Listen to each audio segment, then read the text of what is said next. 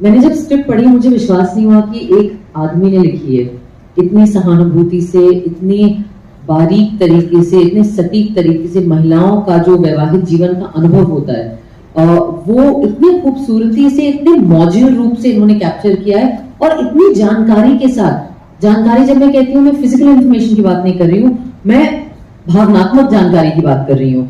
इतनी भावनात्मक जानकारी से कमल जी ने ये किरदार रचे हैं, ये दुनिया रची है, ये सीन लिखे हैं कि मुझे विश्वास नहीं हुआ कि ये एक पति लिख रहे हैं। ये एक और यही खूबसूरत चीज है। मुझे लगता है कि आज के दौर में इतनी बात होती है विमेन सेंट्रिक ऐसा वैसा, बहुत मेरे लिए उम्मीद की बात है, खुशी की बात है कि दो मर्द विनोद बच्चन जी और कमल पांडे जी ने ये कहानी को लेग्स दिए हैं, ये कहानी को विंग्स दिए हैं, जिसमें 4 महिलाओं के अनुभव जो एक तरीके से न सिर्फ इस देश के और हमारे समाज की सारी महिलाओं का अनुभव है, मैं कहूँगी साउथ एशिया, दक्षिण एशियाई जो सब कॉन्टिनेंटल क्षेत्र है उसकी सारी महिलाओं का अनुभव है। क्योंकि मुझे लगता है विवाह और महिला और पारिवारिक जीवन जाति, धर्म, भाषा, प्रांत विशेष या इवन देश विशेष अनुभव नहीं होते हैं महिलाओं के लिए। ये एक बात। मेरा अपना जो किरदार है, शिवांगी नाम है मेरे किरदार का, आज तक मेरे करियर में और शायद मेरी जो पब्लिक इमेज है उसमें भी उसके बिल्कुल विपरीत ये किरदार है। मेरे सारे रोल आज तक थोड़े दबंग रहे हैं, बहुत कॉन्फिडेंट रहे हैं, बहुत फ्लैम्बॉयंट रहे हैं, पर्सनैलिटी से भरे हुए रहे। इनकी भी पर्सनैलिटी है। शिवांगी इतनी दब्बू है बेचारी, वो डरी हुई है जिंदगी में, उसकी कॉन्फिडेंस लेवल बिल्कुल 0 है, वो अंडर कॉन्फिडेंट है और उसके जिंदगी का एक ही भय है कि मेरे पति नाराज हो गए तो क्या होगा। उसकी पेट लाइन है, जरा इनसे पूछ लेते हैं, इन्हें बता देते हैं। मुझे लगता है ये जरा इनसे पूछ लेते हैं, मैंने जिंदगी में इस शब्द का भी प्रयोग नहीं किया। ऑफ कोर्स मैंने अपने माता पिता से परमिशन ली जब मैं छोटी थी या उनके साथ रहती थी, पर 10 साल से बॉम्बे में रह रही हूँ तो किसी से परमिशन लेने का मौका ही नहीं मिला। शादी तो खैर नहीं हो रही, तो वो और पता नहीं अगर मतलब आई डोंट नो शादी में अगर लोग परमिशन ले रहे हैं अपने स्पाउसेस से, अब आप जो शादीशुदा है वो बताइएगा। मेरे लिए बहुत अच्छा था ये चैलेंज था कि क्या मेरा जो निजी चरित्र है और मेरा जो स्क्रीन पर चरित्र दिखाई पड़ता है और मेरा जो ट्विटर पर चरित्र है, क्या इन सारे के बैगेज के साथ मैं शिवांगी जैसे किरदार को कर भी सकती हूँ, और क्या आपको मैं विश्वास दिला सकती हूँ कि स्क्रीन पे जिसे आप देख रहे हैं वो स्वरा नहीं शिवांगी है। तो ये मेरे लिए चैलेंज था, बहुत खूबसूरत रहा मेरे लिए। जैसे इन्होंने कहा इन्होंने अपनी माता जी को याद किया, मैंने अपनी नानी जी को याद किया। नानी से मैं बहुत क्लोज थी, वो अक्सर अपने वैवाहिक जीवन के अर्ली जो साल थे उनकी कहानियां मुझे सुनाती थी, और वो मैंने शिवांगी पढ़ के वो कहा कि आपने मुझे मेरी नानी को जिंदा करने का मौका दिया है। ये इमोशनल जर्नी। दूसरा जो आपका सवाल है, पैमाना मेरा नहीं है। जो भाषा इस्तेमाल हो रही है, जो शब्द इस्तेमाल हो रहे हैं, जिस किस्म के विश्लेषण वो लोग इस्तेमाल कर रहे हैं, मैं उसके बेसिस पे जो बोलती हूँ मैं बोलती हूँ। मैं पैमाने कभी मेरे नहीं होते, मेरा काम मैं सिर्फ ऑब्जर्व करके कह रही थी ये जो आपने बॉयकॉट की बात करी। Grateful to my mother, and I've never been able to compliment. I was never able to compliment what mom went through. But when I was undergoing the journey of Sakina, कि सकीना इतनी strong है, सकीना आज की लड़की है, लखनऊ में रह रही है, छोटे मलिहाबाद में रह रही है, पर आज भी वो इतना स्ट्रॉन्ग स्टेप नहीं ले पा रही, लेकिन मम्मी ने तब लिया। कैसे लिया होगा यार? She didn't know where she is going to go. In fact, when she went back to her maternal house, she was asked to go back. She said, आप ऐसे कैसे 2 लड़कियों के लेके आ गए? I'm not going to name who said this, but they said, ये कहाँ package 2 packages तो कहाँ लेके आएगी? फेंक के मार उसके मुंह के ऊपर। This is what was told to my mother. You know, so why blame Sakina? सिर्फ सकीना आज की लड़की है और अकेली है, मेरा कोई बच्चा, सकीना का कोई बच्चा नहीं है, और वो आज भी ये कदम नहीं उठा पा रही, मम्मी ने तब उठाया था। So that's why it was. So I couldn't comprehend, and I don't think I can ever comprehend the level of her sacrifices and what she's been through, what trials, tribulations, tribulations she must have gone through. In fact, आज तो society बहुत ही kind है, I feel. तब तो आसपास के लोग बात करते थे, कुछ तो कमी होगी, कुछ तो किया होगा, पति ने छोड़ दिया।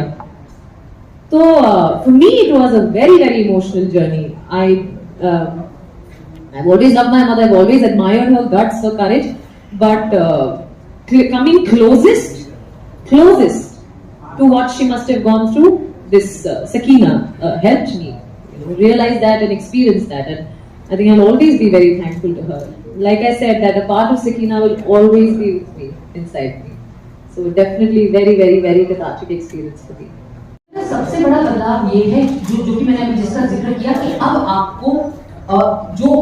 आपको हमेशा महिला किरदार ज्यादातर ब्लैक एंड व्हाइट में देखते थे, या तो हीरोइन जो बिल्कुल पवित्र है, बिल्कुल देवी का एक अलग रूप है, या वैम्प जो बिल्कुल ही वैश्या है और सारे अवगुण और तामसिक जो गुण है वो सब उसी के अंदर है और एकदम बहुत ही बच्चन हर किस्म की बुरी चीज है। और धीरे धीरे पुरुष के लिए ग्रे का स्पेस जो था वो सिर्फ आपके पुरुष किरदार के लिए था। पिछले 10 साल में आपने देखा है कि वो जो ग्रे का स्पेस है जो हर इंसान के अंदर होता है, आप अपने लिव्ड रियलिटी, अपना जो लिव्ड अनुभव है, कोई भी पूरी तरह से अच्छा नहीं होता और पूरी तरह से बुरा नहीं होता। वो सिर्फ मतलब भगवान ही पूरी तरह से सारे गुणों के साथ हो सकते हैं, इंसान नहीं होता है। तो आई थिंक कि वो जो ग्रे का स्पेस है जिसपे वर्चस्व पुरुषों का था इतने सालों से, मैं सिर्फ फिल्मों की बात कर रही हूँ, हमारी फिल्मों में पिछले 10 सालों में वो जगह दी है महिलाओं को, and that's the biggest change, and that change has happened because कैमरे के पीछे भी ज्यादा महिलाएं आई हैं, एंड बिकॉज़ आपकी जैसी महिलाएं जो दर्शक हैं और आपने अपनी आवाज उठाई है by social media, by the reviews you are writing, by your Twitter comments, by किसी हेलो, ये यू नो व्हाटएवर, जो so that I think is the process, that's the biggest change. Can I just add to that? And I think the biggest change also that has happened is that the men in the room have taken notice of this and allowed that space and that conversation and that, you know, without it being such a stressful thing or conflicted. And the films have worked. Yeah. मैं समझती हूँ कि किसी भी रिश्ते में जो आपका अपना निजी चरित्र है और आपका निजी जिसको सेल्फहुड कहेंगे, आप जो इंसान हैं उसके लिए भी स्पेस होनी चाहिए। आई थिंक जो हमारी फिल्म में कमल जी ने और जो एक अनुभव बताया है गृहिणियों का, वो ये है, और इसमें कोई जजमेंट नहीं है, ये एक्चुअली हमारे देश की महिलाओं की अच्छाई है, उनका दिल बहुत बड़ा होता है मुझे लगता है, और जिस किस्म के संस्कार हम देते हैं लड़कियों को कि यू नो अच्छे रहो, सेवा करो, ख्याल रखो, जिम्मेदारी लो दूसरों की, कभी अपनी नहीं। हमेशा सारे जो संस्कार गर्ल चिल्ड्रन को मिलते हैं वो होता है कि बाहर की तरफ अपना सारा एनर्जी, अपना सारा एफर्ट बाहर की तरफ देते रहो। तो और चूंकि सिंसियरली एक सच्चाई के साथ मुझे लगता है कि मतलब ऑफ कोर्स ये आप ऐसे स्वीपिंग स्टेटमेंट नहीं दे सकते, लेकिन लार्जली स्पीकिंग औरतें जो होती हैं हमारा उनका बड़ा माएँ पत्नियां उनका दिल बहुत बड़ा होता है। तो आई थिंक, और एक चीज मैंने ये अपने आसपास जो अपनी फैमिली में पाया है, तो मुझे लगता है वो अपने अर्नेस्टनेस में, अपने डिवोशन में, सेवा भाव में खुद को भूल जाते हैं। तो मुझे लगता है किसी भी रिश्ते में आपके लिए भी जगह होनी चाहिए, एंड आई थिंक कि वो अंडरस्टैंडिंग आप परिवार में होनी चाहिए। वो जरूरी नहीं होना चाहिए कि सारे टाइम औरत ही बोलते रहे कि मुझे ये दो, मुझे मेरी स्पेस चाहिए, मुझे अपनी आजादी चाहिए, मुझे, अरे आप दे दो ना यार अपने आप ही। आप भी तो थोड़ा अपने दिमाग का इस्तेमाल करो। पतियों को, सास ससुर, जो ननद, भौजाई, सारे लोग जो है, जेठ वेठ, हमारे तो परिवार भी बड़े होते हैं, तो सारे लोगों को भी खुद सोचना चाहिए। सो आई थिंक दैट अगर वो टू वे चीज हो जाएगी तो दैट्स वो एक अच्छी चीज होगी। बाकी कुछ सार बात है इसमें क्या है, जरूरी नहीं है कि फिल्म देखकर आपको गोवा ही जाना है, और ये भी जरूरी नहीं है, और ये भी जरूरी नहीं है कि गोवा ही आपको जीने का रास्ता बताएगा। ठीक है, आपको जो प्रेरणा मिलेगी कहीं ना कहीं ये फिल्म देख करके कि अपने बारे में हमें कुछ सोचना चाहिए।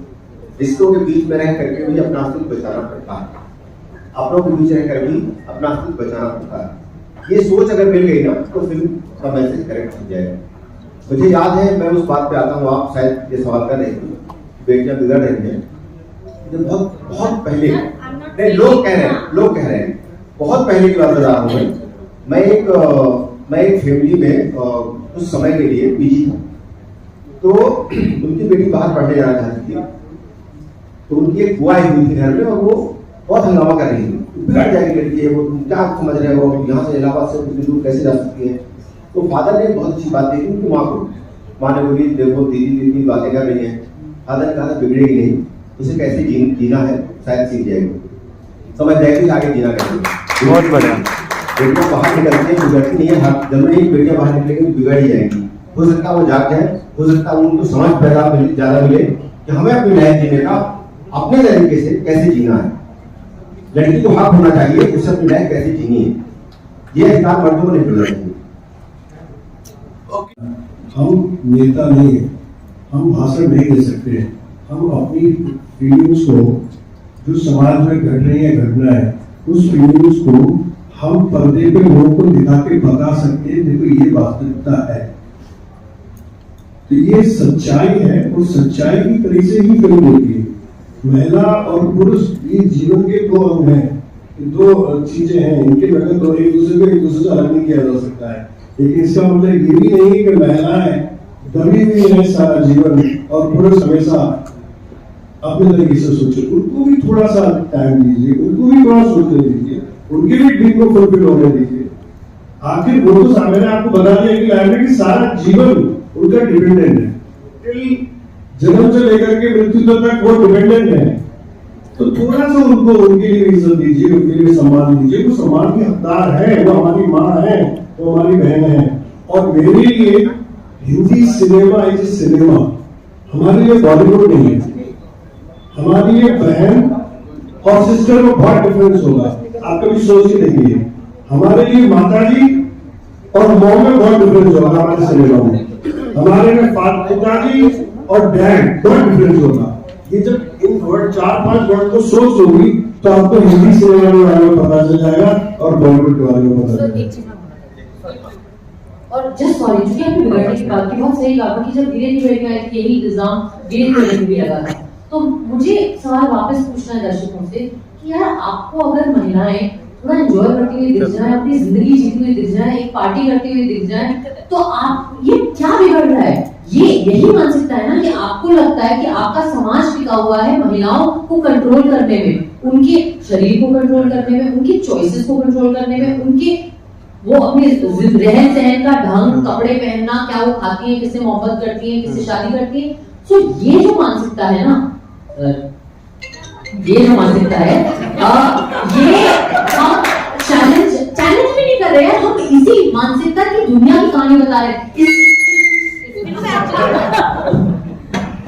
इस फिल्म में माइक भी खुश नहीं है, औरतें ज्यादा बोल रही हैं।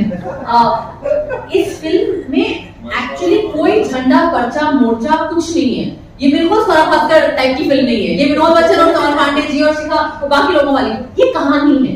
ये एक खूबसूरत कहानी है और 100 साल से जब आपके नायक और जब आपके पुरुष किरदार यही काम कर रहे थे, सिगरेट पी रहे थे, गाली दे रहे थे, दिल तोड़वा रहे थे, आग वायलेंस कर रहे थे, या कंफ्यूज थे, या एंग्स्टी थे, एंग्री यंग मैन, मतलब हमारे एक पूरा दौर एंग्री यंग मैन, तब किसी को दिक्कत नहीं। भाई आपकी हीरोइन कंफ्यूज हो गई थोड़ा तो वो बिगाड़, समाज बिगड़ रहा है और पुरुषों के हक छिन जाएंगे, ऐसा नहीं है। और दूसरी चीज I just feel and I से वेरी क्विकली, मुझे लगता है ये आइडिया कि अगर एक वर्ग बराबरी मांगे या बराबरी पे आ जाए तो दूसरा वर्ग नीचे चले जाएगा, दैट्स नॉट ट्रू। हमें समाज को एक वर्टिकल लाइन, हायरार्किकल नहीं देखना चाहिए, हमें हॉरिजॉन्टल लाइन की तरह देखना चाहिए कि सारे वर्ग एक लेवल पे आ जाए। I feel and I think उसका स्पेस पॉसिबल है।